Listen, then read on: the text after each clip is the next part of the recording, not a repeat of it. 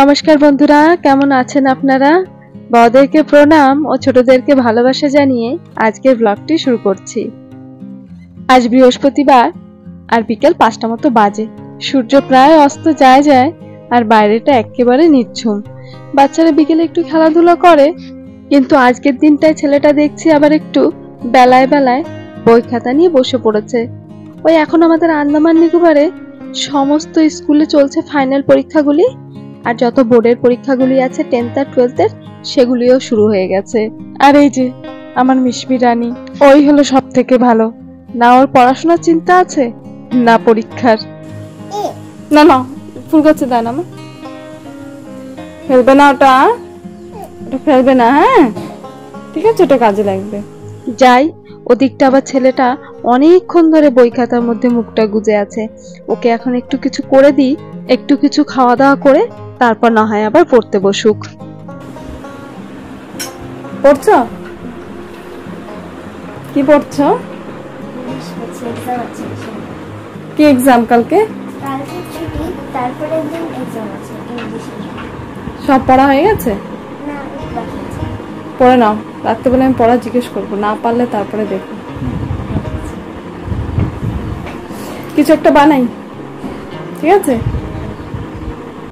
ছেলেটাকে আবার যত সহজে এই দুধ ড্রাই ফ্রুটস গুলো খাইয়ে দিতে পারি, কিন্তু এই ফলটা খাওয়ানো ওকে বড্ড দুষ্কর।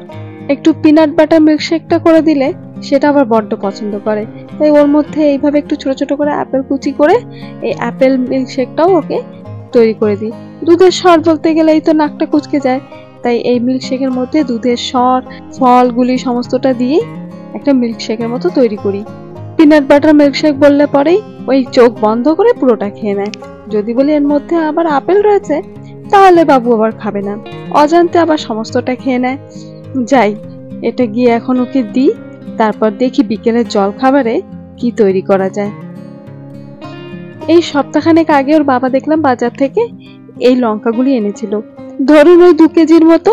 প্রায় বিকেলে এই লঙ্কাগুলির চপ বানিয়ে খাচ্ছি, ভেবেছিলাম লঙ্কাগুলি শেষ হয়ে গেছে। হঠাৎ করে আজকে আবার ফ্রিজটা খুলে দেখি ওই বাস্কেটের কোনায় অন্য সবজিগুলির তলায় চুপটি করে 3খানা বসে রয়েছে। সত্যি এই 3টিকে দেখে যেন মনটা একেবারে আনন্দে ভরে গেল। একটু বেসন গোলা করে চপ করে খেলে না গরম গরম চায়ের সাথে বেশ লাগে, আর কিছু দরকারই পড়ে না।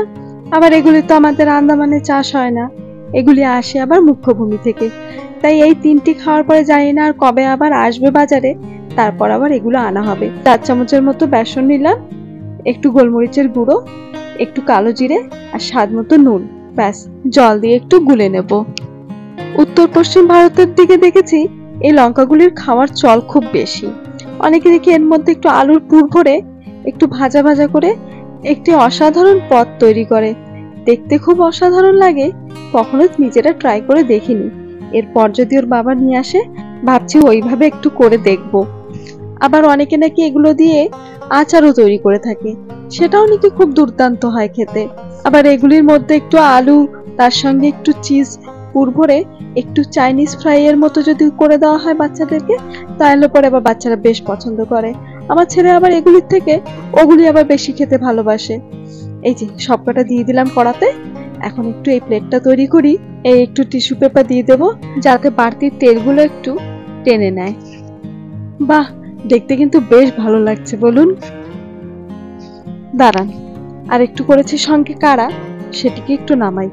আজকাল দেখছি আশেপাশে সমস্ত বাড়িতেই কেমন যেন একটু সর্দি, কাশি, জ্বর, তাই আজকাল ওই চাটা আর করছি না বিকেলে, ওর বদলিতে করছি একটু কাড়া।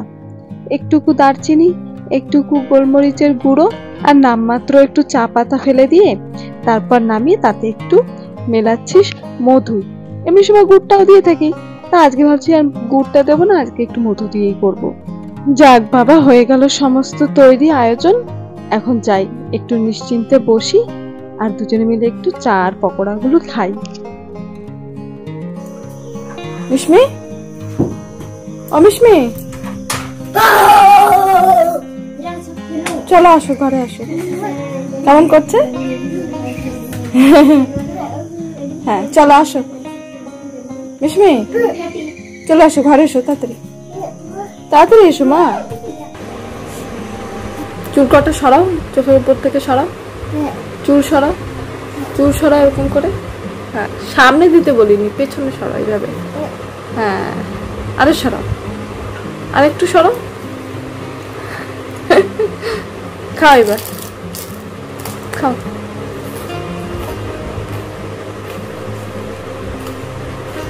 খাও, ফু দিয়ে খাও, ফু।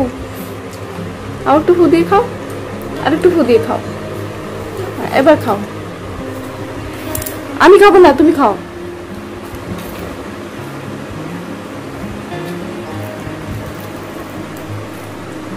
ভালো? হ্যাঁ রেশমি, ভালো মা? ভালো? ভালো না।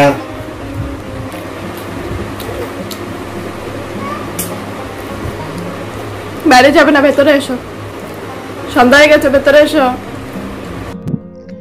তাহলে বন্ধুরা, আজকে ব্লগটি এ পর্যন্তই থাক। ব্লগটি কেমন লেগেছে কমেন্টে অবশ্যই জানাবেন। যদি ভালো লেগে থাকে তাহলে একটি লাইক করে দেবেন। দেখা হবে আগামী ব্লগে। ততক্ষণের জন্য ভালো থাকবেন, সুস্থ থাকবেন, সাবধানে থাকবেন। নমস্কার।